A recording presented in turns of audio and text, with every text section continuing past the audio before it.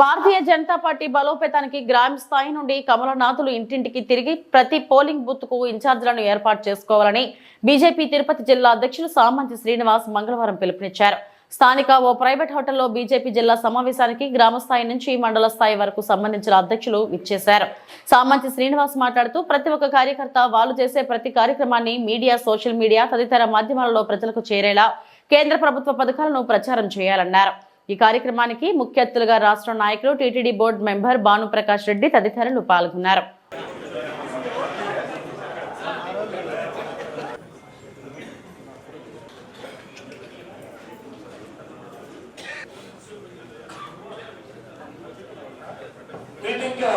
జెండా ఎగిరివేసే ప్రయత్నం చేయమని చెప్పాను. ఎందుకు ఆ మాట నేను చెప్పానంటే, రాష్ట్ర పార్టీ ఇచ్చినటువంటి గౌరవ మేరకు తొందరగా కమిటీలు వేయాలి, అర్హత సాధించాలి. ఈ యొక్క కార్యక్రమాన్ని జిల్లా అధ్యక్షులు ఆ పని చేస్తున్నామా? అసలు నువ్వు ఓటు వేసే పోలింగ్ బూత్ సంఖ్య నీకు మండలాధ్యక్షుడిగా నీకు తెలుస్తుందా? మరి అధ్యక్షుడిగా ఎన్నికైన పోలింగ్ బూత్ అధ్యక్షుడి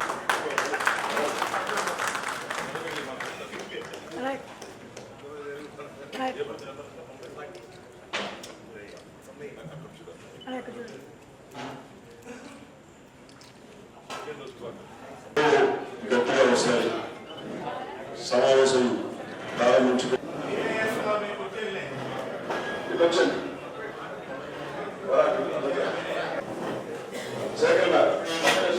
పక్కన వేసుకోవచ్చు. కూర్చుంటే స్టార్ట్ చేద్దాము. దయచేసి కూర్చోని కూర్చోండి. ఎవరు తిరగదు. మీరు మాట్లాడుతూ నవీన్ చైతన్య మాట్లాడకూడదు. కూర్చోండి.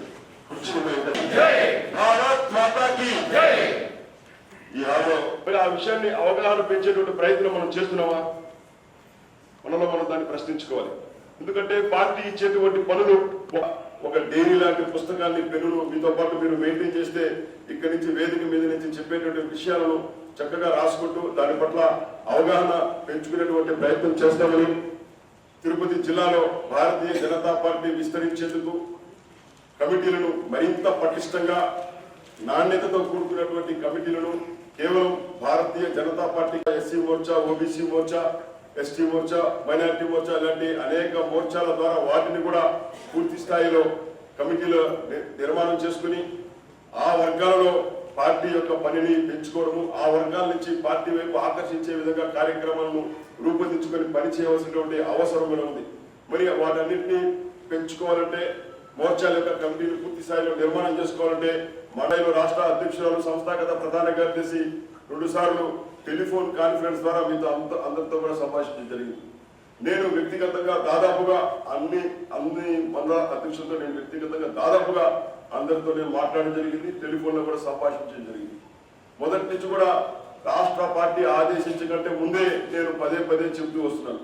మండల అధ్యక్షుడిగా ఎన్నికైనటువంటి మండల అధ్యక్షుడు వెనువెంటనే చేయాల్సింది మీ మండల పరిధిలో ఉన్నటువంటి ఎన్నికైనటువంటి పోలింగ్ బూత్ అధ్యక్షుడు ఇంటికి వెళ్ళి పలకరించి, కుదిరితే మిఠాయిలు ఇచ్చి, లేకపోతే 2 చాక్లెట్లు ఇచ్చి, చేతిలో జెండా పెట్టుకుని గుండెల మీద బీజేపీ కండువా వేసుకుని ఆ ఇంటిలో మీరు వెళ్ళి ఈ మండలానికి నేను బీజేపీ అధ్యక్షుడిగా ఉన్నానని చెప్పి పోలింగ్ బూత్ అధ్యక్షుడిగా పరిచయం చేసుకోమని చెప్పారు.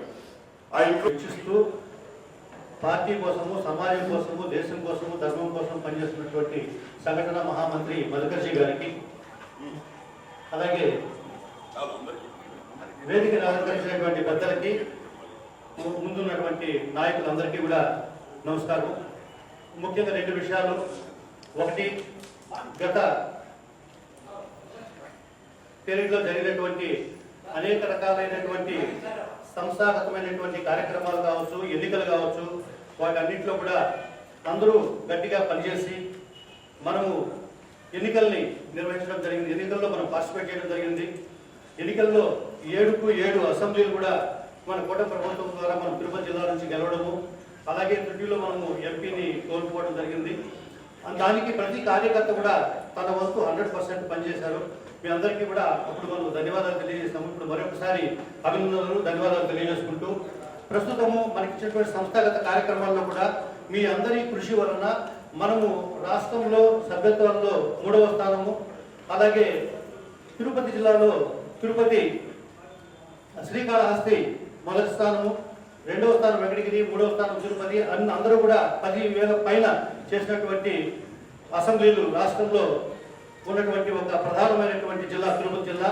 తిరుపతి జిల్లా రాష్ట్రంలో 3వ స్థానము, అలాగే శ్రీకాళహస్తి రాష్ట్రంలో 2వ స్థానం రావడం కూడా గొప్ప విశేషము. సో ఈ విధంగా పనిచేసిన మీ అందరికీ కూడా హృదయపూర్వక ధన్యవాదాలు తెలియజేస్తున్నాము. అలాగే ప్రతి